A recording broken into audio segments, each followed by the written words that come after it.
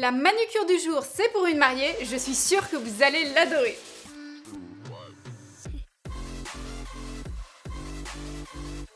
Coucou YouTube, j'espère que vous allez bien, je suis ravie de vous retrouver puisqu'aujourd'hui j'ai fait une jolie manucure pour une mariée, mais en semi, donc sur ses ongles naturels qu'on a légèrement renforcés. Pour réaliser une jolie pose en renforcement semi, il faut bien sûr préparer les cuticules. Avant toute chose, on désinfecte les mains avec une solution en spray, c'est plus pratique. Et pour décoller la cuticule, j'utilise mon embout diamant conique. Alors, sur chaque doigt, je vais démarrer de la droite en couchant ma ponceuse et en longeant les petites peaux fixées à l'ongle. Je travaille toujours dans le même sens, ça me permet de suivre une logique de préparation et surtout de ne pas abîmer la plaque de l'ongle avec trop de passages répétés. À cette étape, je vous recommande d'ajuster une forte puissance à une faible pression.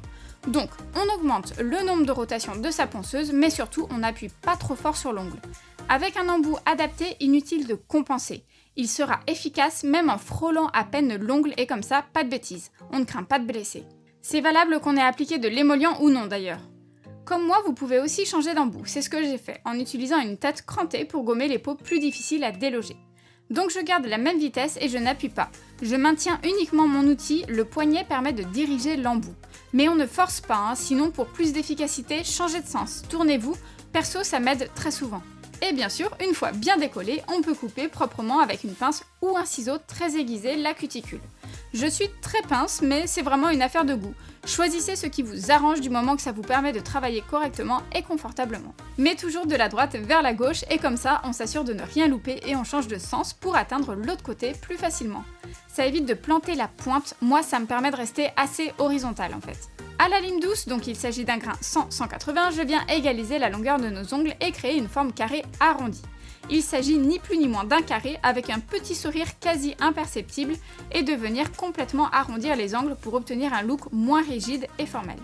On fait attention de bien tenir sa lime assez couchée, en dedans, comme si on voulait limer le dessous de l'ongle. C'est ma petite astuce pour éviter de casser un ongle naturel et qu'une dentelle se forme sur les bords libres. Ça crée des défauts qui nous gêneront tout à l'heure à l'application de la base et du vernis. Il faut aussi griffer la surface, ayez la main légère. On ne cherche pas à affiner l'ongle, juste à gommer sa brillance, donc exit le bloc polissoir.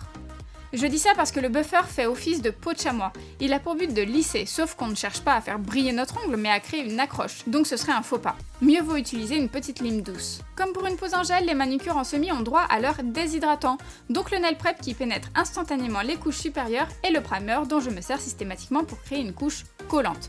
Comme une sécurité en plus pour l'adhérence de notre base. On l'applique sur nos 10 doigts en veillant à ne plus générer de poussière, donc le limage c'est fini. Pour renforcer ces ongles naturels, je vais poser la protéine base d'Indigo.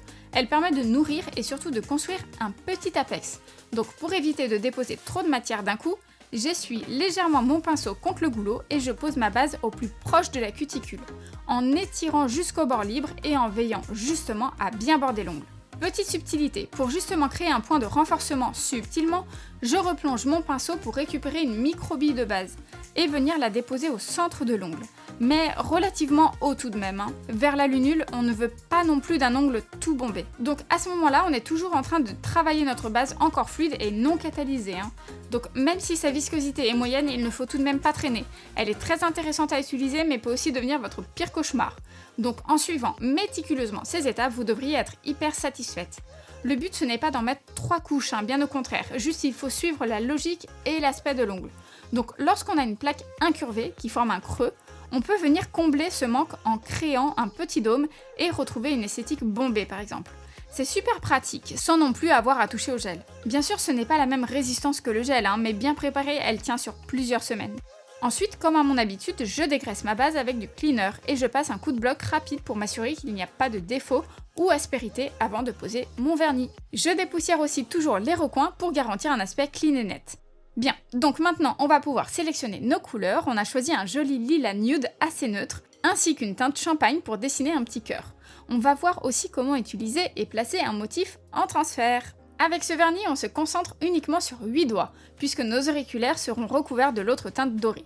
Donc j'applique le nude sur mon annulaire, le majeur et l'index. Je pense aborder pour la première fine couche en étirant bien la matière. Si on veut que ça catalyse bien, on n'en met pas trop sur son ongle. Sinon ça risquerait de friser et de faire de vilains défauts. Et si ton vernis se rétracte, essuie-le, retire avant que ce soit sec. pense à mettre un coup de cleaner au cas où ta cliente ait gratté son visage. Ça aurait pu laisser du gras sur l'ongle. Sinon, tant pis, applique ton semis un par un sur chaque doigt, mais pas tous à la fois, pour avoir le temps de vite filer sous la lampe. Si entre-temps ton vernis coule un peu dans la cuticule, ce n'est pas grave, mais essuie toujours avec un bâtonnet de buis. Sinon, ça ne sera pas très joli une fois séché. Aussi, pour être certaine de bien avoir posé ton vernis, n'hésite pas à repasser sur la couche avec ton pinceau avant de catalyser en mode furtif, très rapidement pour étaler, voire retirer l'excédent. Ensuite, je peux me permettre de poser mon autre vernis sur le petit doigt restant. Comme ce sont des paillettes, on essaye de bien répartir et de ne pas trop appuyer. Sinon, on va trop étirer et en fin de compte, ça va essuyer ce qu'on vient de poser. Donc, on ajuste au mieux, sachant que de toute façon, on prévoit de poser une deuxième couche.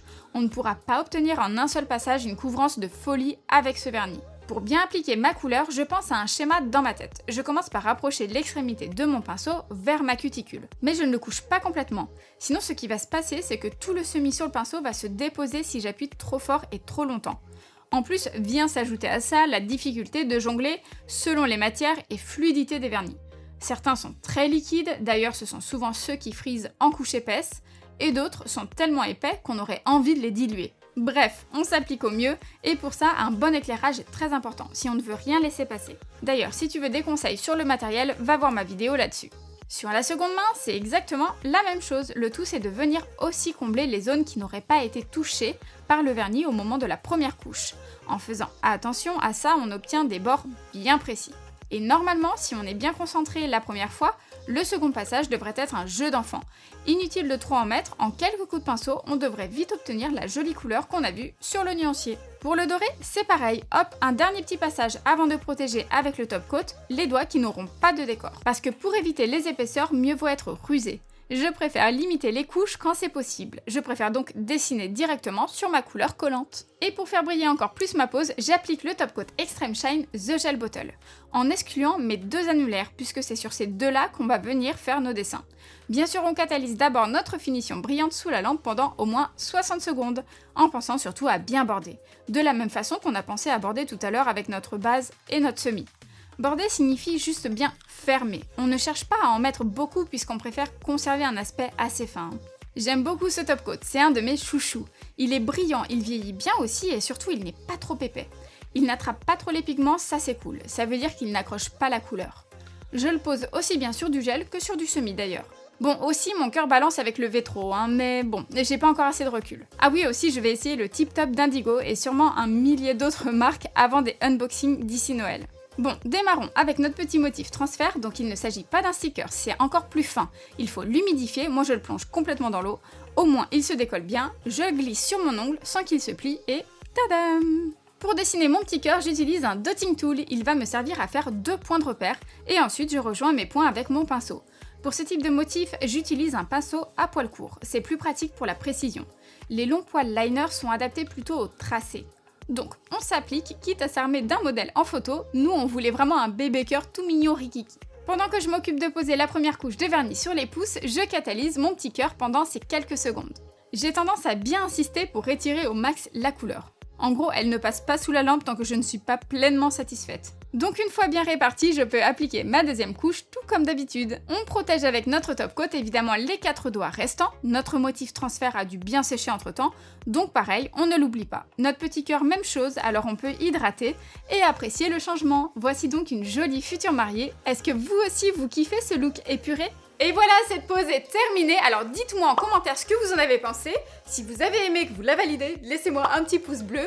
Pensez bien sûr à vous abonner et je vous dis à très vite pour de nouvelles vidéos. Ciao!